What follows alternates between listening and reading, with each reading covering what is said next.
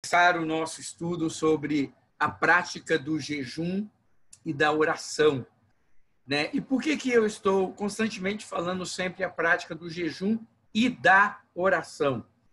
Porque, amados, jejum sem oração é dieta, viu?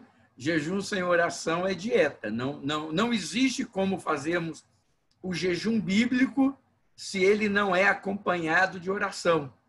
Então, nós vamos ver muito claramente essa questão no decorrer dessa explanação bíblica sobre esse assunto, porque nós vamos entender que o jejum, quando nós falamos de jejum, nós estamos falando de um tempo dedicado ao Senhor e não de um tempo extra sobrando para nós fazermos alguma coisa, já que nós não estamos comendo, né? Então, nós temos que entender isso de uma maneira muito clara e de uma forma bíblica. E nós também vamos desmistificar algumas coisas em relação ao jejum. Eu sempre gosto de falar sobre isso, porque muita gente vê no jejum algo como sendo aquilo que vai fazer com que Deus dê a resposta do que a gente pede. Então, também não é por aí. Nós vamos entender esse contexto também. Então, a gente quer tratar desse assunto dentro dos padrões bíblicos, dentro daquilo que a Bíblia normatiza, dentro daquilo que a Bíblia traz para nós como princípio de como fazermos. Vamos ver o Alceni ali, né? Não sei se o Alceni está trabalhando, mas ele está lá assistindo e dirigindo o seu carro. E ele faz Uber lá no Espírito Santo, lá em Vitória. Então, ele está trabalhando e está, ao mesmo tempo, participando conosco. Seja bem-vindo, Alceni. Gente, olha só, vamos lá, então. Olha, o que é jejum? Jejum, quando nós falamos de jejum, nós falamos de uma abstinência de alimento, ou total ou parcial, por um período de tempo definido e com um propósito. Sempre que nós falarmos de jejum, nós vamos estar falando nesse sentido.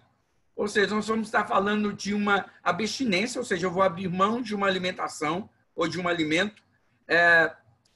Isso pode ser feito de uma forma total, ou seja, eu vou abrir mão de toda a comida durante o dia, ou de parte apenas de comida durante o dia, por um período pré-estabelecido, um período, né, que a gente determina. E também com um propósito.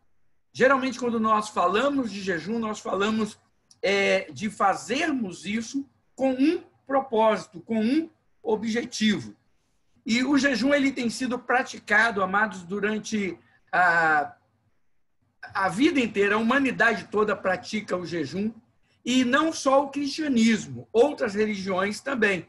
Nós sabemos que, por exemplo, o mês de Ramadã dos muçulmanos é um mês dedicado ao jejum. Os muçulmanos, eles passam, né, de manhã, eu não sei exatamente, eu sabia antigamente, realmente a gente vai perdendo um pouco essas informações, mas depois eu vou reacender minha memória nesse sentido. De manhã, eu não sei se é a partir das 6 horas da manhã ou 5 horas da manhã, até às 6 horas ou 7 horas da noite, tem um período que, durante aquele período, eles não comem durante o dia. Agora, quando chega a noite, eles comem à vontade. Né? Então, dizem as más línguas que eles ficam sem comer durante o dia, mas, em compensação, passam a noite toda comendo. Comem até quase lá no outro dia amanhecer para poder aguentar o dia sem comer nada. E o Ramadã, no caso dos muçulmanos, é um jejum obrigatório. É um jejum obrigatório, é decretado no Alcorão, isso eles têm que fazer. Mas não é somente nos muçulmanos que se pratica o jejum. O jejum é praticado também no budismo, é praticado até no hinduísmo. As religiões, de um modo geral, eles têm essa ênfase nessa abstinência de alimento em busca do sagrado, em busca de uma relação maior com Deus. Isso tem o porquê. Isso tem razão de ser até dentro dos critérios físicos, metabólicos, biológicos. Por quê?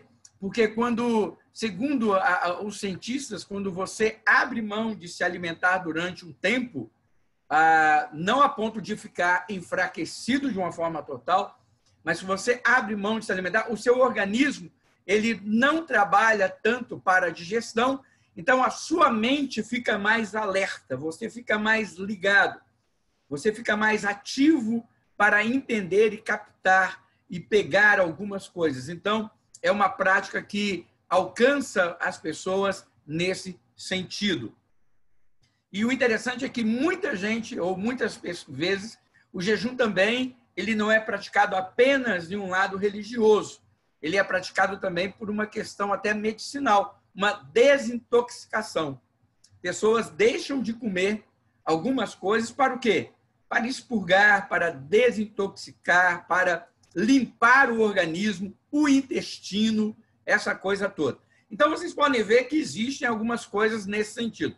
A nossa ênfase, é claro, ela vai ser uma ênfase bíblica, ou seja, nós não vamos falar do jejum numa questão de dieta ou de desintoxicação, seja o que for. Nós vamos falar do jejum como uma finalidade espiritual.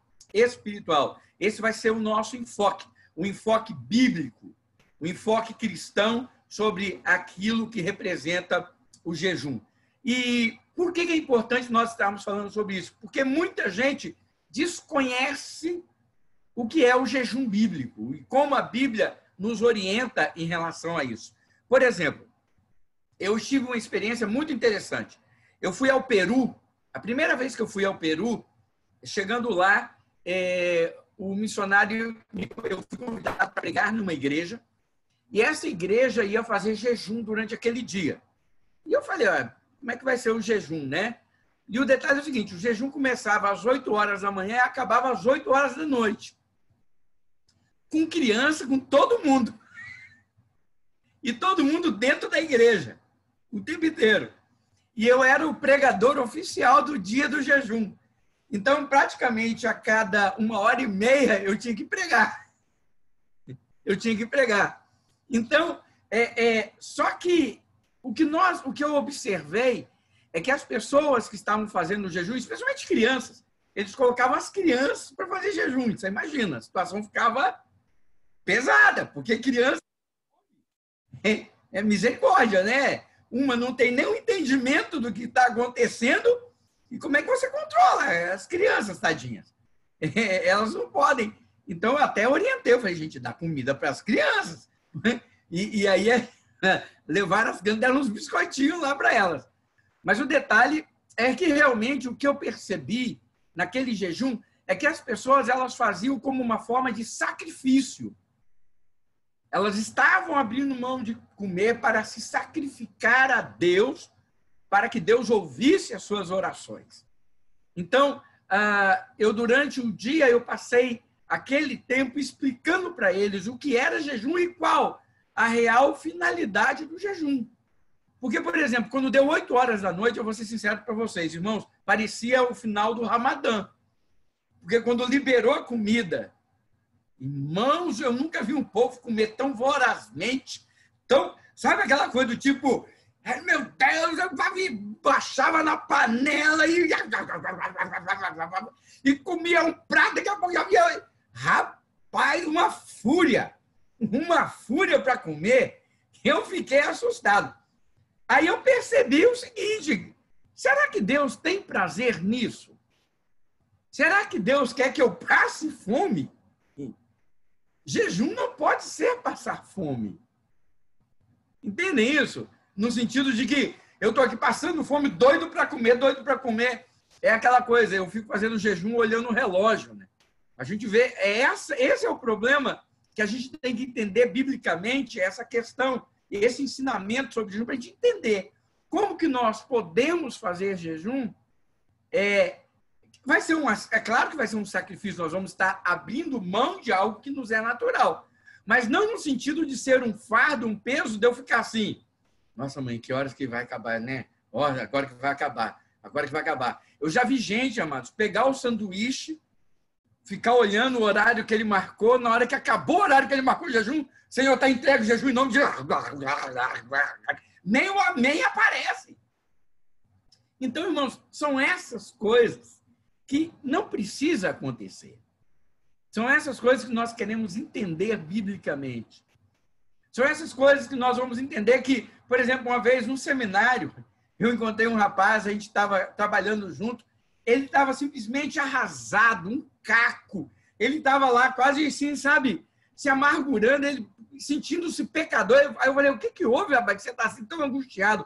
Ele falou, rapaz, eu tinha feito um propósito de um jejum, falei que ia ficar um jejum, eu esqueci e comi. Ele esqueceu e comeu. Eu falei, tá, e aí? Ele, rapaz, e agora? E agora? E ele estava assim, eu falei, rapaz, você esqueceu e comeu, e pronto. Bola para frente. Fala com o Senhor, Senhor, olha, eu queria, me perdoe. E pronto, e vai adiante. Se você fez... Agora não, o cara estava sentindo, você entende? Então, nós precisamos desmistificar algumas coisas, precisamos entender o como fazer.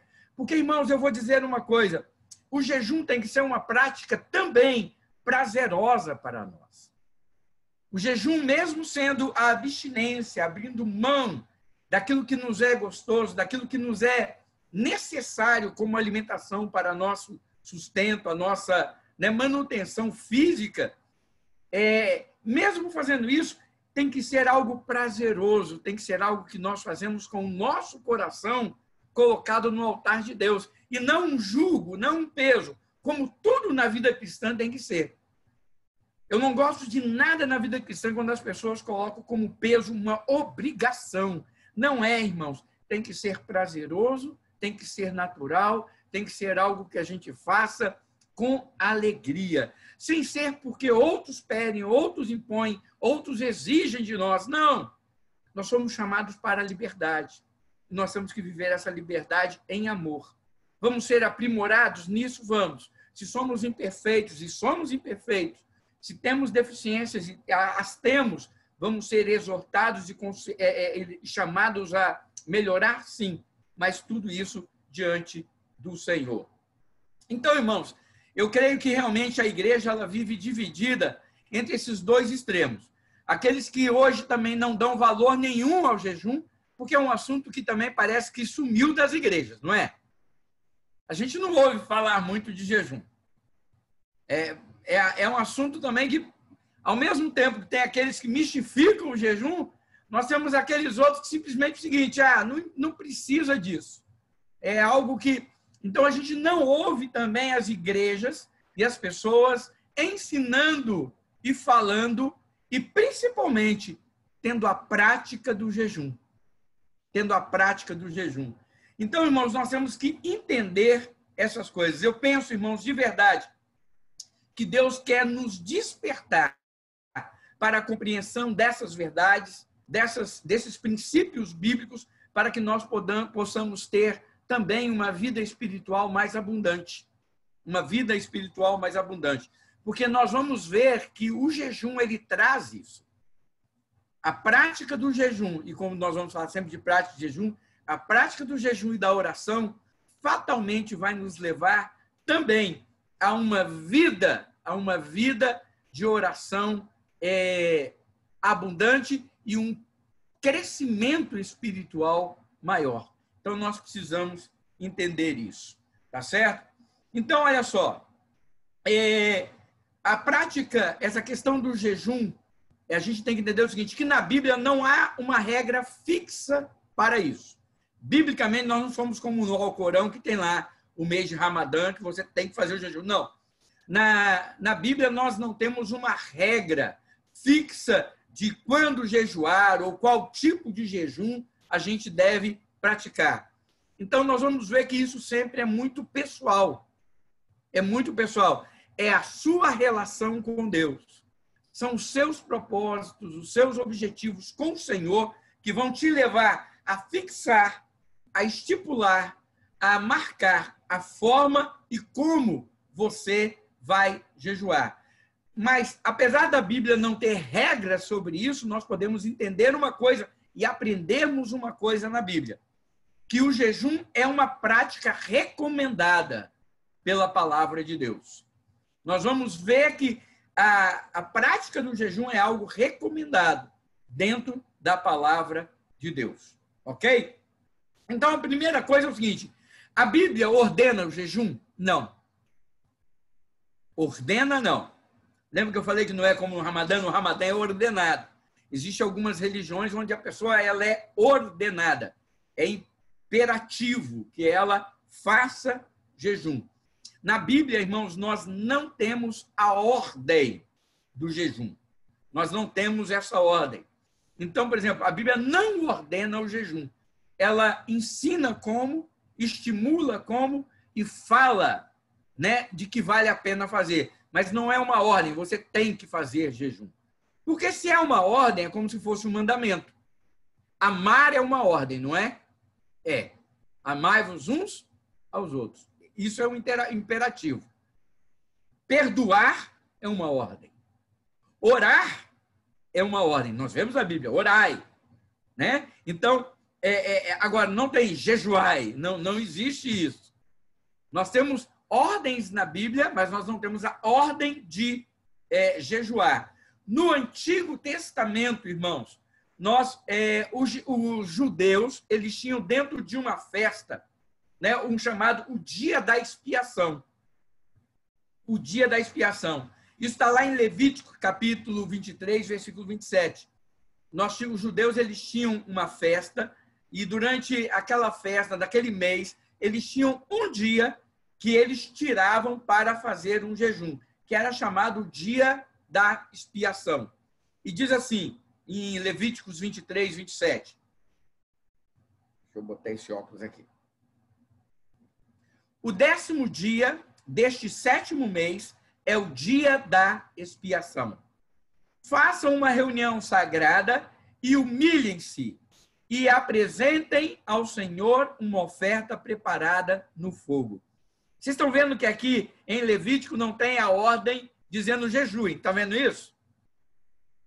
Está vendo que, olha, o 10º dia desse 7º mês é o dia da expiação. Não há essa ordem, mas criou-se o costume de ser esse dia da expiação um dia de jejum. Lá em Jeremias 36, 6, fala sobre essa festa e sobre esse dia. Diz assim: por isso, vá ao templo do Senhor no dia de jejum. Esse dia da expiação, tá vendo? Lá em Levítico, apesar de não falar que era o dia de jejum, fala que apenas era uma festa, um dia em que as pessoas deviam o quê? Dedicar-se ao Senhor. E as pessoas tomaram essa dedicação como também sendo o quê? Um dia de jejum. E em Jeremias 36, 6, falando sobre essa festa do dia da expiação, ele chama esse dia, o 7º dia, o 10º dia do 7º mês, ele chama esse dia de quê? Dia de jejum. Então ele diz: por isso vá ao templo do Senhor no dia do jejum e leia ao povo as palavras do Senhor que eu ditei, os quais você escreveu.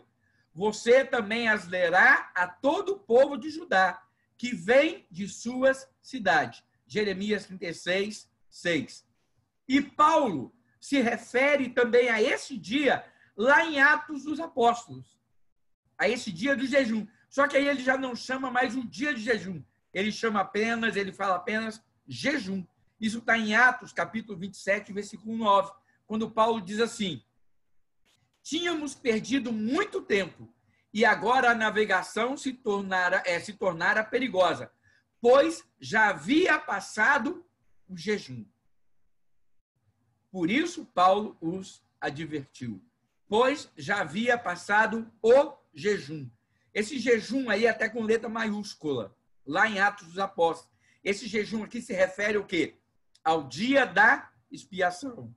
O 10º dia do 7º mês, que os judeus tinham por costume o quê? Naquele dia, jejuarem. Agora você nota que lá em Levítico não fala que é uma ordem que eles jejuem.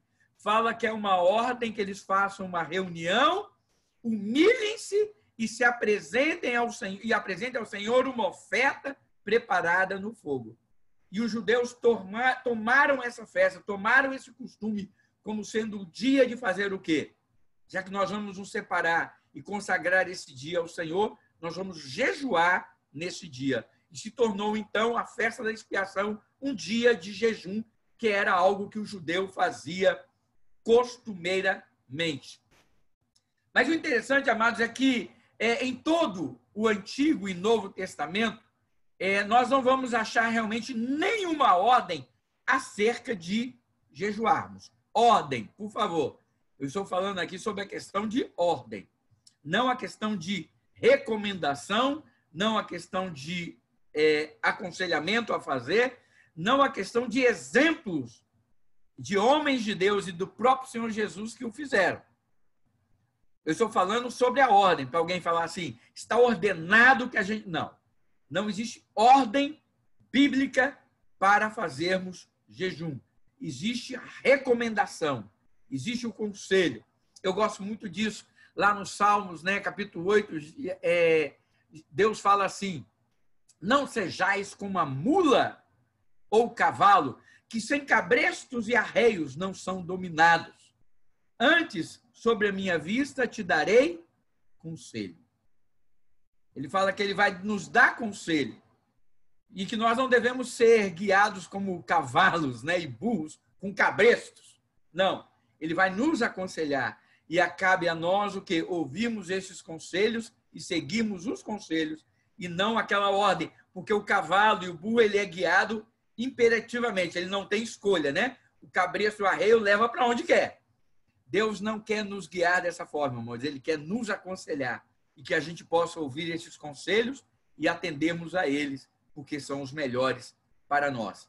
Então, olha só, apesar de nós, então, não acharmos na Bíblia um imperativo acerca da prática do jejum, a Bíblia está cheia, irmãos, de menções sobre isso, né? Ela fala não apenas de pessoas que jejuaram, mas ela fala de como as pessoas jejuaram, a forma como as pessoas fizeram isso, né? O que para nós conclui, nós chegamos à conclusão o quê? Que nós também devemos jejuar. Que nós também devemos jejuar. Então, a Bíblia ela não manda, mas ela nos instrui e ela fala, olha, homens jejuaram dessa forma. Eles fizeram assim. Essas pessoas fizeram assim. Então, nós podemos também concluir, irmãos, que nós também deveríamos e devemos jejuar. E, para isso, nós temos que fazer de uma forma correta, de uma forma bíblica. Então, eu já vi muita gente dizer o seguinte, se não tem uma ordem na Bíblia, eu não devo praticar. Já que não tem uma ordem específica na Bíblia, a gente não deve praticar. Né? Igual eu já vi uma pessoa falar o seguinte, escola dominical não está na Bíblia, então a gente não deve ir na escola dominical, não deve ter escola dominical. Eu já vi muita gente, sabe, quando quer combater alguma coisa, falar assim, não está na Bíblia. Eu perguntei assim, onde é que está na Bíblia sobre escovar os dentes? Você já viu, irmãos, escovar os dentes na Bíblia? Vocês já acharam esse versículo, escove os dentes? Não. Agora, irmãos, faz bem escovar os dentes, não faz? A gente livra da cárie, livra o irmão do bafo, né? Não é só a cárie, não, livra o irmão do bafo também. Aí, até a esposa de dentista aparece logo nessa hora, né, Isabel? Aí já aparece, né? Então é nesse modelo. Então, olha só, a gente não tem realmente ordem de como escovar os dentes, mas a gente faz, não faz? E se a gente for ver algumas coisas que nós fazemos rotineiramente, continuamente, porque faz bem para a gente, nós vamos ver que não está na Bíblia, mas são aprendizados. Então, mesmo, existem algumas coisas que nós fazemos na igreja que não estão na Bíblia, mas que fazem bem a gente fazer, que não só traz vantagem a gente praticar isso.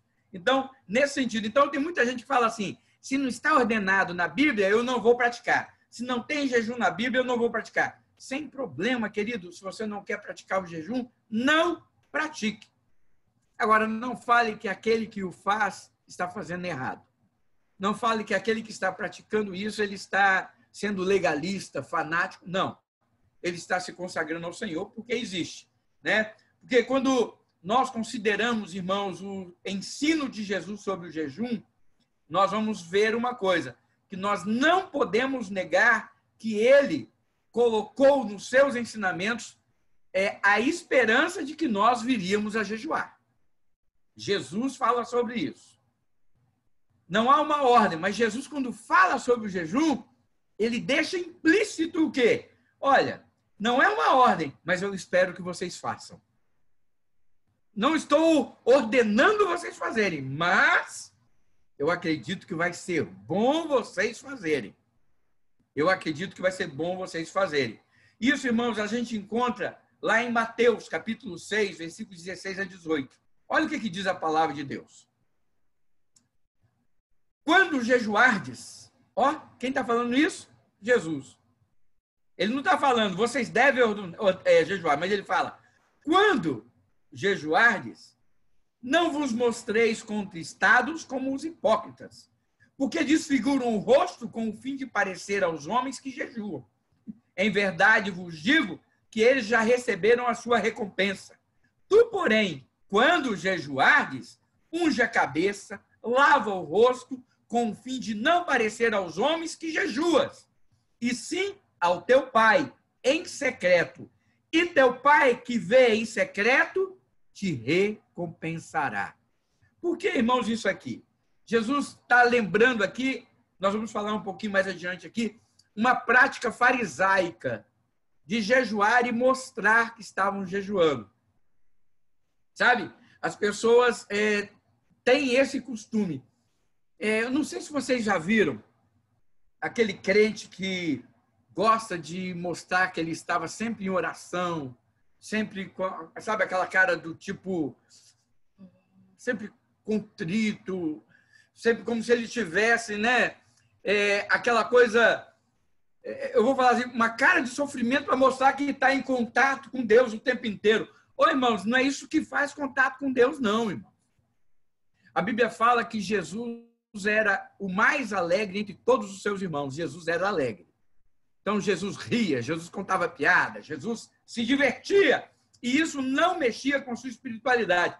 Hoje, nós carregamos alguns requisitos do romanismo, irmãos. Querendo ou não, nós carregamos alguns requisitos do romanismo. O que é isso? Aquela coisa da piedade, aquela coisa de mostrar uma cara de sofrimento. Quer ver uma coisa, irmãos? Qual imagem de santo que você vê assim? Você vê alguma imagem de santo assim? Fala a verdade. Você já viu alguma imagem da Maria assim?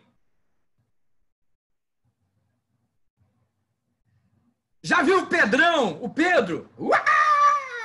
Desse jeito. Irmãos, já perceberam que a cara dos santos, das imagens, sempre é aquela cara do tipo, estou passando fome, estou sofrendo, ai, tadinho de mim. É sempre aquela cara do tipo, aquele olhar caído e aquela cara do tipo,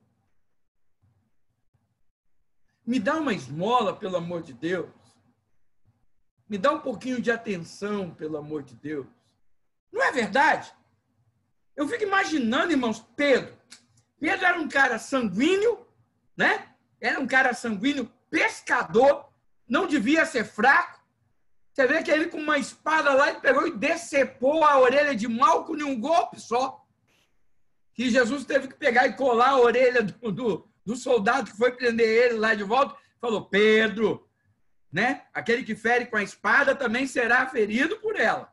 Então, irmãos, era um homem forte, era um homem robusto, um homem bronzeado, acostumado a trabalhar no mar. Eles põem um Pedro amarelo, apático, morrendo com a cara... E uma cara de... Irmãos, por quê? Porque cria-se essa ideia de que espiritual é sofrer. Buscar a Deus é ter cara, é falar aquela vozinha, né, do tipo, ó, irmãos, é assim que você... Você pode ver que algumas coisas as pessoas sempre falam sempre nesse tom. Você não pode falar alto. Eu não estou falando que falar nesse tom também é errado, não, irmãos. É o temperamento de cada um. Agora, não pode fazer disso uma regra. Senão eu estou no sal, irmãos. Eu nem crente você. Olha como é que eu sou. É brincadeira. O que eu quero dizer, irmãos, é o seguinte, que existia naquele tempo de Jesus uma prática. As pessoas jejuavam, Então elas desfiguravam o cabelo, sabe? Fazia aquela cara de abatimento. Aí chegava perto dos outros com aquela cara do tipo, fome, fome. E por que você está passando fome? Porque eu estou me consagrando a Deus. Ô, irmãos, Deus não precisa disso, não. Deus não precisa disso. E eu vou falar, hoje, nós também temos pessoas assim. Nós também temos pessoas assim. Pessoas que fazem qualquer coisa. Sabe? Se elas oram, elas ficam com aquela cara do tipo, eu sou o homem da oração. Se elas vão para o monte, eu sou o homem do monte. Vai para o monte secreto se você quer ir, meu irmão. Ora, a Bíblia fala que você ora em secreto e o teu Deus que estiver em secreto te responde. O jejum, amado, Jesus fala, olha, quando você jejuar, eu acho interessante isso, ele está criticando a forma como aqueles homens faziam, para mostrar uma espiritualidade. E este é um problema. O nosso jejum, irmãos, não pode ser para mostrar a nossa espiritualidade, porque a espiritualidade não é medida pela prática do jejum. Espiritualidade é medida, amados, pelo relacionamento que nós temos com Deus. E isso, irmãos, é você e Deus, quem sabe. É você e Deus. Isso vai se evidenciar na sua prática de vida. Isso vai se evidenciar no seu relacionamento com as pessoas, nas suas decisões, nas suas posturas, nas suas palavras, na forma como você se dirige e reage e conversa e lida com as pessoas e os problemas que vêm. É aí que a nossa espiritualidade ela é evidenciada, porque nós somos luz e sal. Nós somos luz e sal nas trevas e no mundo apodrecido. Agora, nós queremos, geralmente, na maioria das vezes, mostrar espiritualidade no meio dos crentes. Porque quem dá valor para a espiritualidade, irmãos, nesse sentido, é crente. Não é não? Olha como o irmão ora. O irmão jejua. Olha como o irmão fala em outras línguas. Olha como o irmão lê tanto a Bíblia. Olha como o irmão está... Vocês estão entendendo? Essa espiritualidade, ela é medida geralmente no meio dos espirituais. Eram isso que os fariseus faziam. Eles queriam ser mais espirituais no meio dos espirituais. Né? Agora, Jesus ensina que nós devemos ser o quê? Luz num mundo que está em trevas. Sal num mundo que está apodrecido. Essas pessoas, irmãos, elas não vão ver a minha prática de jejum e oração como espiritualidade. Elas vão ver até como fanatismo. Elas vão ver até como fanatismo. E é por isso que eu não tenho que ficar pregoando para essas pessoas a minha prática do jejum e da oração. Eu devo viver isso. E isso vai se evidenciar através de quem eu sou, de como eu vivo diante das pessoas. Então, irmãos, nós podemos ver isso. Embora, nós estamos vendo aqui que embora Jesus não esteja mandando jejuar, as suas palavras revelam o quê? Uma esperança. Revela a esperança que nós um dia viéssemos a jejuar. Quando vocês jejuarem, vocês vão agir como? Dessa maneira. Dessa maneira. Ele não está falando para a gente não fazer o jejum. Ele está falando para a gente não praticar o jejum como os fariseus praticavam. Porque ele fala, eles já receberam a recompensa. Por quê? Eles chegaram diante dos homens, mostraram a sua espiritualidade e o povo virou para eles, nossa, olha como eles são espirituais, palmas para eles. Palmas para eles. Sabe, eu vejo, nós vamos falar sobre isso, eu vou falar, claro que nós vamos ver sobre, a gente pode revelar que está jejuando ou não? Claro que sim. Se Jesus não falasse que ele jejuou 40 dias e 40 dias no deserto, ninguém saberia, ninguém estava lá com ele. Como é que está escrito nos evangelhos? Está escrito porque Jesus falou, né? Eu, quando fui levado ao deserto, eu fui levado pelo Espírito, fiquei lá 40 dias sem comer. Ninguém estava com ele lá. Ele que contou essa história para os discípulos. E nem por isso ele estava se engrandecendo, não é isso. Nós vamos entender essa questão também de falar sobre o jejum. Mas o que nós devemos tirar da mente é, como a gente vê muitas vezes, eu já vi isso muito em muitos pastores. Não, meu irmão, eu vou ficar aqui 30 dias em jejum e oração por você, e você vai ver que a vitória vai vir. Irmãos, não é 30 dias de jejum e oração que vão trazer a vitória. Quem vai trazer a vitória é o Senhor, não é o jejum e a oração. É isso que nós vamos entender aqui. É isso que nós vamos compreender aqui. Né? Então, Jesus, ele recomenda o jejum. Ele demonstra que ele espera que nós venhamos a praticar o jejum.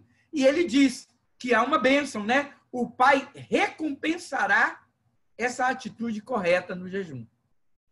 Olha o que ele fala, eu acho muito legal isso aqui. Com o fim de não parecer que jejuas. E sim o teu Pai em secreto. E o teu Pai que vê em secreto te recompensará. Então, Jesus está falando que quando nós praticamos o jejum, há uma recompensa. Ou seja, há um resultado. O jejum e a oração produz resultados. Isso nós podemos entender aqui através das falas de Jesus. Né? Algumas pessoas vão mais longe, dizendo que, por exemplo, nas epístolas, e realmente nós não vamos achar, nas epístolas paulinas, nada dizendo sobre jejuar e que devemos praticar e fazer o jejum. Né? Nós não vamos encontrar isso ali. Mas nós não podemos desprezar jamais o seguinte, a prática do jejum por essas pessoas. Paulo mesmo, quem escreveu as epístolas, né? A maioria das epístolas que nós temos no Novo Testamento, dos 27 livros do Novo Testamento, nós temos 13 escritos por Paulo, ele era alguém que praticava o jejum. Você não vê Paulo ensinando e ordenando o jejum, mas ele praticava o jejum. Então, olha só, Jesus, ele então não veio, irmão, simplesmente ensinar aos judeus a viverem aquilo que a velha aliança ensinava. Jesus, ele veio nos instruir em uma nova aliança. E por aquilo que ele nos ensinou nessa nova aliança que ele faz conosco, ele aponta para práticas diferenciadas, com a intenção diferenciada. A velha aliança, irmãos, foi algo muito importante, porque conduziu até Cristo. Qual é a velha aliança? Aquela feita lá com Abraão, aquela baseada depois em sangue de animais, no sacrifício de animais. Mas Jesus, ele fala na instituição da ceia, este cálice é a nova aliança no meu sangue. Fazer isso todas as vezes que beberdes em memória de mim. Então, nós somos estimulados e nós devemos entender uma coisa, a nova aliança é uma nova aliança. E eu sempre digo isso para vocês. E se vocês querem ler algo sobre isso, eu recomendo um livro de me foge o nome dele aqui agora, é um frei, se eu não me engano, franciscano ou, eu não sei se ele é dominicano. Ele é um padre, ele é católico, mas ele escreveu um livro muito interessante, ele é uruguaio, chamado O Caso Mateus. O Caso Mateus. É um livro que toda vez que eu dei Cristologia, eu dava esse livro para os alunos lerem. Era uma recomendação dos livros obrigatórios de leitura, O Caso Mateus, onde ele mostra que o cristianismo não é, de maneira nenhuma, uma continuidade do judaísmo. É um rompimento. O cristianismo é algo novo. É algo novo. Não tem nada a ver com a prática do judaísmo. Nós temos os princípios que foram estabelecidos no Antigo Testamento sendo válidos, mas a prática do judaísmo não tem nada a ver conosco hoje. Então, irmãos, essa é a ideia. Jesus não veio reensinar aos judeus como praticar aquilo que estava na velha aliança. Ele veio ensinar uma nova aliança com um novo comportamento. Tanto que ele fala, a lei diz olho por olho, dente por dente. Ele fala o quê? Que nós temos que perdoar, não é? E aí você vê que Jesus, ele sempre veio aumentando o nível. Ele mudou o nível daquilo que as pessoas tinham como padrão da antiga aliança. Então, irmãos, nós devemos entender e compreender essas coisas. Que quando Jesus, ele está ensinando algo para nós, ele está nos ensinando para que nós possamos viver uma nova realidade espiritual. E isso ele diz lá em Mateus, capítulo 28, versículo 20, quando ele diz assim: ensinando-os a obedecer tudo o que lhes ordenei, e eu estarei sempre com vocês até o fim dos tempos. Ele deu essa ordem aos discípulos: olha, vocês vão pregar o evangelho e vocês vão ensinar a eles tudo aquilo que eu ordenei a vocês.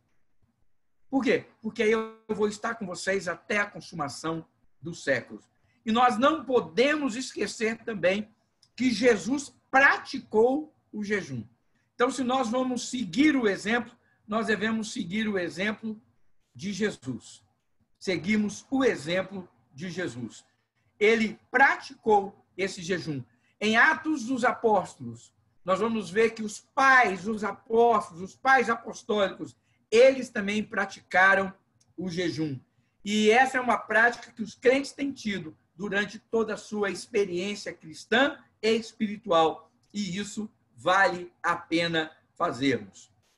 Então, olha só, nós lemos lá em Lucas, capítulo 18, 12, capítulo 18, versículo 12, que os fariseus, eles tinham um costume entre os judeus. Eles jejuavam 2 vezes por semana. Diz assim, Lucas 18, 12, jejuo 2 vezes por semana e dou o dízimo de tudo quanto ganho. Esse é aquele fariseu que estava orando, estava o publicano e ele o fariseu. O publicano, que era o que colhia impostos. Quem era o publicano? O publicano era o judeu que recolhia impostos para os romanos. E ele era tido sempre como um traidor. Não somente um traidor, como também alguém que roubava. Porque geralmente o publicano, ele tirava um pouco mais, cobrava um pouquinho mais. Não sei se vocês estão ligando aí alguma coisa, né? Aqueles cobradores de impostos, fiscais que vão de prefeitura aí nas construções, sempre tentando. Tirava um pouquinho mais para o bolso deles. Vocês lembram de Zaqueu? Zaqueu era assim também, um cobrador de impostos. E ele roubou, né? Roubou muita gente, mas ele se converteu e devolveu 4 vezes mais do que aquilo que ele tinha roubado. Então, é interessante que o publicano, ele era assim. Então, ele era tido como um pecador. Por quê? Porque ele, além de trabalhar para os romanos, ele ainda era considerado um ladrão. E aí nós temos essa passagem em Lucas, capítulo 18, onde tem um publicano orando e o fariseu. O fariseu era o religioso. É aquele que orava, é aquele que, como nós vemos aqui, ele fazia 1000 coisas. E aí, nessa parábola, né, nessa história, Jesus conta que o publicano, ele orando, ele se ajoelhou diante de Deus e ele batia no peito e falava: Senhor, tem misericórdia de mim. Sê propício a mim, pecador. Senhor, tem misericórdia de mim, porque eu sou um pecador. O fariseu, orando, ele olhava para o publicano e falava: ó Deus, eu não sou como ele. Eu não sou como ele. Eu oro ao Senhor, jejuo 2 vezes por semana, dou dízimo de tudo que tenho. E batia no peito e falando, né? Eu sou o cara. Aí a Bíblia fala, Jesus fala que aquele publicano saiu dali redimido. Saiu dali perdoado. Mas o fariseu não, porque ele orava dele para ele mesmo. Eu acho isso tão forte, irmãos, quando ele orava dele para ele mesmo. Ou seja, ele era o seu próprio Deus. É isso que Jesus está falando. Ele vivia uma vida religiosa tão assim para ele mesmo, para ele ser engrandecido, para ele ser adorado, para ele ser reconhecido, para ele ser o centro. Então a Bíblia fala que ele orava dele para ele mesmo. Então, irmãos, essa é algo que Jesus ensina a dizer. Então, por exemplo, quando a Bíblia fala sobre o jejum, Jesus fala que os discípulos, quando ele repreende, ele fala que a gente não devia fazer isso, ele cita isso, ele não quer dizer que a gente não devia jejuar. E Jesus mesmo foi cobrado sobre isso, né, pelos fariseus e pelas pessoas que estavam lá. Até os discípulos de João o cobraram sobre isso. Lá em Lucas 5, versículo 33 a 35, diz assim: disseram-lhes eles, os discípulos de João, e bem assim os fariseus, frequentemente jejuam e fazem orações. Os teus, entretanto, comem e bebem. Jesus, porém, lhes disse: podeis fazer jejuar os convidados para o casamento enquanto está com eles o noivo? Dias virão, contudo, em que lhes será tirado o noivo. Naqueles dias, sim, jejuarão. Jesus foi questionado Jesus e os discípulos foram questionados pelos discípulos de João e pelos fariseus. Os fariseus faziam jejum 2 vezes por semana. Os discípulos de João constantemente jejuavam. Quando eles viram que os discípulos de Jesus não jejuavam, eles vieram e perguntaram: os discípulos de João, os fariseus, todos nós jejuamos. Os seus discípulos comem e bebem, né? Comem e bebem e não jejuam. Por quê? Por que isso? Aí Jesus vira e fala: olha, você não pode deixar os convidados sem comer e beber no meio da festa com o noivo junto. Se o noivo está junto, é dia de quê? Vamos celebrar. Vamos aproveitar a presença do noivo, vamos comemorar, vamos comer e beber. Mas virão dias em que o noivo vai ser tirado e que, aí sim, eles terão que jejuar. Então, irmãos, nós vemos aqui, através dessas coisas, que Jesus em nenhum momento mostrou-se contra o jejum. Ele não se mostrou contra o jejum e ele disse, que quando ele fosse tirado do convívio direto, da vivência com os discípulos, indo ser assunto aos céus, eles haveriam de jejuar. Eles haveriam de jejuar. Mas Jesus também não se referiu apenas ao jejum como a algo apenas entre aquele período da sua morte e a sua ressurreição, quando ele também reapareceu e também quando ele voltasse. Ele falou sobre a necessidade de jejuar para vermos vitórias na vida espiritual, como na questão daquele menino lunático que era atormentado por espíritos demoníacos que os discípulos não conseguiram expulsar. E Jesus disse para eles assim: essa casta sai somente com jejum e oração. Mas sobre isso nós falaremos na quinta-feira e vamos continuar esse assunto na quinta-feira, que já deu o nosso horário. Então nós vamos falar mais sobre esse contexto e vamos falar também sobre o propósito do jejum. Vamos falar sobre as formas do jejum e vamos falar sobre essa prática tão maravilhosa. Desde já, eu quero recomendar a você a fazê-lo. Essa é uma prática, tanto eu, como Elisângela, a gente tem o costume de fazer. Aí você fala: nossa, o pastor está falando da prática. Sim, a gente tem que estimular os outros. Eu não estou falando por vanglória, eu estou falando de algo que vale a pena. Algo que vale a pena. Eu tenho um costume muito grande. Aqui no meio nosso, aqui tem pessoas da igreja que em determinado momento vieram falar um problema comigo, comentaram comigo sobre um problema, e eu olho para essas pessoas e eu falo assim: olha, eu vou jejuar e orar a esse respeito. Porque é o costume que eu tenho. Porque eu não tenho todas as respostas, irmãos, e nem vou ter. Eu não sei a solução para muita coisa. Eu sei de uma coisa, que o meu Deus, ele tem a solução e ele tem a resposta. E eu sempre coloco em jejum e oração para que essas coisas aconteçam. Agora, eu tenho sempre o costume de dizer o seguinte: quando alguém fala comigo assim, eu estou enfrentando esse problema, eu falo: eu vou jejuar e orar. Aí a pessoa: amém. Aí eu viro e falo assim: então vamos nós dois?